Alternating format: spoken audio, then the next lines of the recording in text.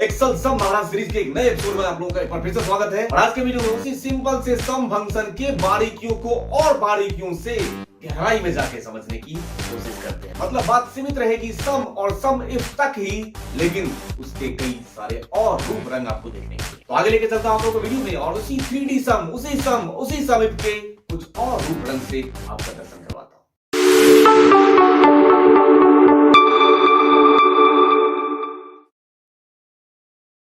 हमने सम को सीखा है, हमने 3D सम के अप्रोच को भी देखा है। और उस 3D सम में मैंने आपको क्या किया था, मल्टी सीट के बेस पे अगर मुझे डेटा को एक जगह समराइज करना हो तो 3 डायमेंशन सम का हम लोग यूज करते हैं ना।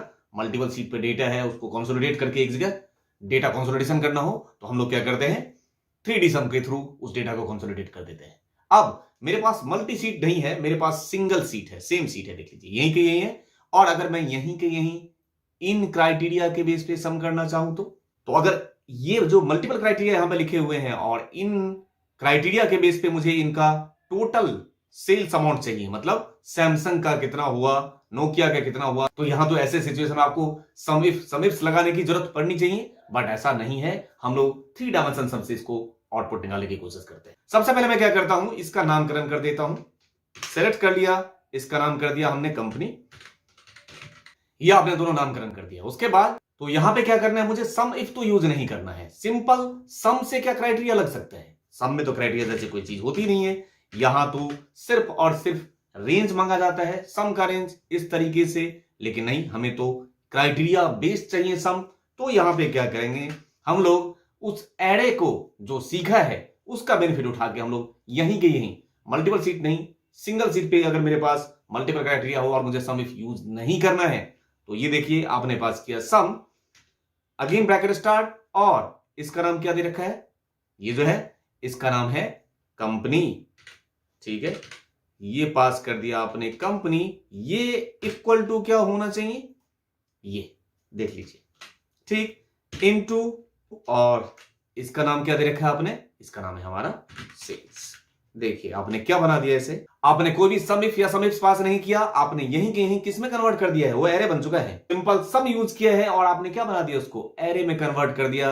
और यहां पे कंट्रोल शिफ्ट और एंटर प्रेस कीजिए और आपके सामने आउटपुट होगा। बिना सम इफ और सम इफ को यूज किए हुए अगर आपके सामने सिचुएशन दिया जाए कि भाई सीधा सम सिर्फ यूज करना है लेकिन इसमें क्राइटेरिया है, ठीक है, तो इस तरीके से डेटा कंसोलिडेशन वाला कहानी भी आ गया। 3D सम सिंगल सीट पे बहुत आसानी से इसको यूज कर सकते हैं हम लोग, है ना। तो इस तरीके से अगर आपको 3 डायमेंशन सम अगर सिंगल सीट पे कभी जरूरत हो बेस्ड ऑन क्राइटेरिया, आपके सामने सोल्यूशन है।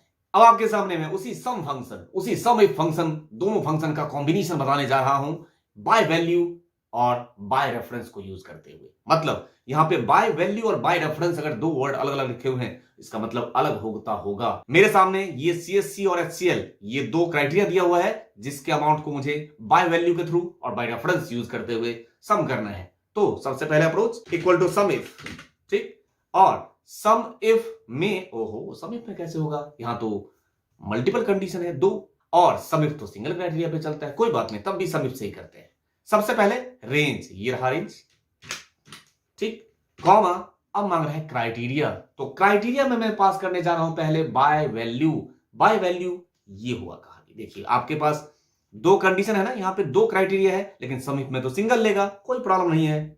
ऐसा कब यूज करेंगे, यहां पे यूज करेंगे CSC, फिर कॉमा, और दूसरा क्राइटेरिया मेरे पास कौन है, HCL, कर्ली ब्रेसेस बंद, लगा दिया ना दो क्राइटेरिया आपने सिंपल सम इफ के अंदर, कॉमा, फिर से सम का रेंज, इस तरीके से ब्रैकेट को करेंगे बंद। और अगर मैं यहां पे एंटर प्रेस करूं काम नहीं चलेगा, यहां पे एरे का कहानी है ना, एरे वाला केस है, कंट्रोल शिफ्ट एंटर प्रेस करना होगा, यहां पे तब भी काम नहीं चलेगा। देखिए 282, इसने दोनों को ऐड नहीं किया, ये सिर्फ एक का सम होगा, या तो CSC HCL, CSC का होगा सम पहला, है ना, इसने दोनों को भी सम नहीं किया। ऐसे सिचुएशन में यहां पे हमें किसका सहारा लेना होगा, सम का सहारा लेना होगा। तो ये दोनों क्राइटेरिया को कंबाइन करके कंट्रोल शिफ्ट एंटर अब प्रेस कीजिए, अब सही आउटपुट आया। मतलब सम पास किया आपने, सम के अंदर चलेगा सम इफ। देख लीजिए ये जो अभी कहानी हमने लिखा ये है by value, it's not by reference. जब रेफरेंस की बात आती है तो एड्रेस की बात कर रहा हूं, ये था बाय वैल्यू, मतलब ये तो आपने क्राइटेरिया पास कर दिया, सिंपल सम इफ के अंदर मल्टीपल क्राइटेरिया पास किया, लेकिन यहां पे देखिए इन दोनों सेल का इससे कोई लेना देना नहीं, वो आपने इंडिविजुअली चलाया है। ये हो गया डायरेक्ट वैल्यू आपने मेमोरी में इंसर्ट किया है ना, ये कहलाता है बाय वैल्यू।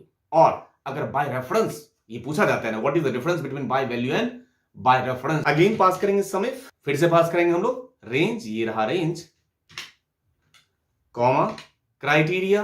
अब आप ऐसे रेंज ले लीजिए, ये हो गया बाय रेफरेंस, आपने डायरेक्ट मेमोरी में इंसर्ट नहीं किया, वहां से सेल का रेंज लिया, रेफरेंस लिया, कॉमा सम का रेंज, तो सम का रेंज ये रहा, ठीक, ब्रैकेट बंद। लेकिन एंटर मारने से भी काम नहीं चलेगा, यहां पे बाहर क्या पास हो जाएगा, पहले पास होगा सम, उसके बाद इसको यहां पे ब्रैकेट बंद, एंटर, तब भी काम नहीं चलेगा, क्या प्रेस होगा, कंट्रोल शिफ्ट एंटर। अब आया, देख लीजिए, अब इसने दोनों को कंबाइन किया है, सीएससी और एचसीएल दोनों को मिला के जो टोटल सम है वो अमाउंट आपके सामने। तो इस तरीके से आपने सीखा सम इफ के साथ सम का कॉम्बिनेशन, तो बहुत अच्छे से यूज कीजिएगा क्योंकि बाय वैल्यू और बाय रेफरेंस से क्वेश्चन आते हैं। तो इस तरीके से यदि आप सम को सम इफ के साथ कंबाइन कर सकते हैं तो सम को कॉन्टिफ के साथ भी कंबाइन कर सकते हैं, है ना, फिर तो काउंट भी हो जाएगा, कुछ भी हो जाएगा। यहां पे मैंने कुछ एग्जांपल्स दे रखे हैं, जैसे ये रीजन, तो यदि आपने सम के अंदर सम इफ पास किया, बाय रेफरेंस है, ये बाय रेफरेंस है, तो ये बाय वैल्यू भी कर सकते हैं, सिंपल है, सम के अंदर सम इफ, और जो भी हमने एग्जांपल किया है तो फिर तो काउंटिव भी कर सकते हैं, है ना। अगर मुझे टोटल नंबर ऑफ काउंट चाहिए उन सेल्स का कि ये ईस्ट और वेस्ट के टोटल काउंट कितने हैं, तो मैं काउंटिव चला के बाहर क्या पास कर दूंगा, सम पास कर दूंगा, मल्टीपल क्राइटेरिया के बेस पे, देख लीजिए, है ना, हो सकता है। तो सम के अंदर काउंटिव और सम के अंदर हमने सम इफ का यूज देखा। अब यहां पे मुझे सम करना है, ठीक, लेकिन देख लीजिए बीच में समस्या क्या है, कई जगह एरर है। अब आप बोलोगे सर इज एरर लगा दूं, इफ एरर लगा दूं, बिल्कुल नहीं लगाना है, सिंपल सम से करना है आपको यूज, सिंपल सम चलेगा, कोई भी इफ एरर कोई भी इज एरर साथ में नहीं एसोसिएट करेंगे आप, समझ बात, क्योंकि अगर आप सिंपल सम करेंगे और यहां पे इस तरीके से रेंज लेंगे तो एरर जो है वो जाग जाता है, वो आपका एरर जाग जाता है, ठीक है, वो कुछ करने नहीं देगा। तो मेरा कहना सिर्फ है कि आपको सिंपल सम यूज करना है, इसके साथ कोई भी एसोसिएटेड फंक्शन यूज नहीं करना है, मतलब इफ एरर इज एरर जो लगा देते हैं ना, कर सकते हैं वैसे, है ना, तो वो नहीं करना है। और आपको करना क्या है, इन निगेटिव और पॉजिटिव दोनों वैल्यू को मिला के सम, तो इसके लिए हमें पास करना होगा एक फंक्शन जिसका नाम है सम, और इसके साथ लगा दीजिए इफ, सम इफ, मतलब हमने इसके साथ कोई दूसरा फंक्शन तो एसोसिएट नहीं किया ना तो हमने इफ एरर इज एरर ऐसा कुछ भी एसोसिएट नहीं किया है, तो आपने पास किया सम इफ, सिंपल, और अब पास कर दीजिए रेंज, ये रहा रेंज, कॉमा, अब हम पास करें क्राइटेरिया। देखिए क्राइटेरिया मैं कैसे पास कर रहा हूं, double quotes start, greater than -9 का एक्सपोनेंशियल प्लस 307, ये क्राइटेरिया मैंने क्यों लिखा है, अगर इसको डिटेल में जानना है कि 9 का एक्सपोनेंशियल प्लस 307 का मतलब क्या होता है, तो एक बार आप लोग सॉर्टिंग के वीडियो जरूर देखिए, ठीक है, इससे क्या होगा फायदा, सॉर्टिंग भी रिकैप हो जाएगा। और ये वाले कॉन्सेप्ट तो मैंने बहुत डिटेल में सिखा रखे हैं, मतलब जैसे 1 का एक्सपोनेंशियल प्लस 5 तो 1 का आगे 5 शून्य लगा देगा, उसी से अंदाजा लगा लीजिए, है ना।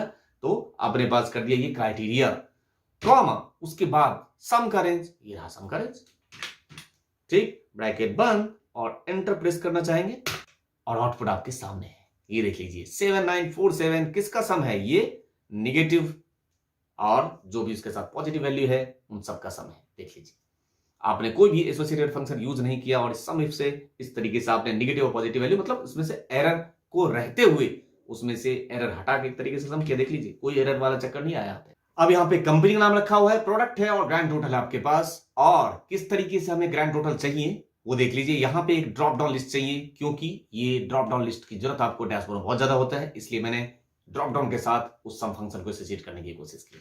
तो यहां पे ड्रॉप डाउन बना रखा है हमने, इस ड्रॉप डाउन से जो भी लिस्ट में पिक करता हूं उसका सम यहां पे देख लीजिए, मतलब इसके थ्रू सम चाहिए, है ना। ड्रॉप डाउन से जो भी लिस्ट लूं मैं डायनामिकली सम होगा रहा है, तो ये डायनामिक सम एक तरीके से आपको यहां पे लेके आना है इस पे, ठीक है। किस तरीके से इसको करेंगे वो मैं आपको करके दिखा रहा हूं स्टेप बाय स्टेप।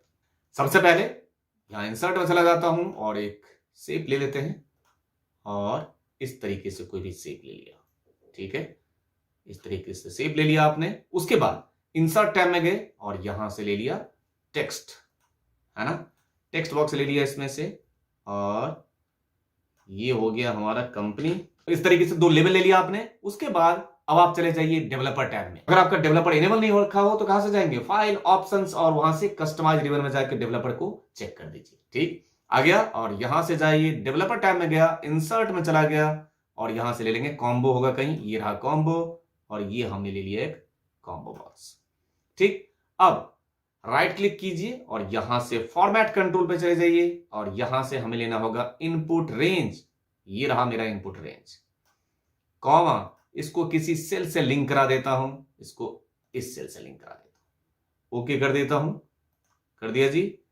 अब बेनिफिट क्या होगा, यहां से देखिए, अगर आपने नो किया लिया तो ये 1 है, और सोने लिया तो ये पोजीशन बताएगा उसका। अब आपको क्या करना है, एक फंक्शन पास कीजिए यहां पे चूज। चूज को क्या चाहिए होता है, इंडेक्स नंबर, ये रहा इंडेक्स नंबर, इसलिए तो लिया था कॉम्बो बॉक्स, है ना। तो ये ले लिया आपने इंडेक्स नंबर, और उसके बाद यहां पे वैल्यू 1 तो comma value 1 Nokia, comma Sony, comma ये, कॉमा, ठीक है, हो गया सारा, ब्रैकेट बंद और एंटर। बेनिफिट, बेनिफिट ये होगा इस तरीके से, देख लीजिए आ गया। और अब क्या करना है, अब तो हो गया अपना काम आसान। इक्वल टू फंक्शन पास करेंगे और यहां पे पास कर देंगे समिफ। समिफ को क्या चाहिए होता है, सबसे पहले क्या चाहिए होता है, रेंज, ये रहा रेंज, क्राइटेरिया का रेंज ना, कॉमा क्राइटेरिया, इस पे क्लिक, डायनामिक हो गया आपका समिफ, है ना, कॉमा, अब क्या, सम का रेंज, ये रहा आपका सम का रेंज। ठीक है, इस तरीके से आपने ले लिया, ब्रैकेट को किया बंद और एंटर। और अब क्या करना है, अब तो इस पे क्लिक किया जाए और यहां पे चले जाएंगे, इक्वल टू पेस्ट करेंगे, और तुम नहीं हो, तुम ये हो, आपने उसको उस सेल के बराबर कर दिया और एंटर।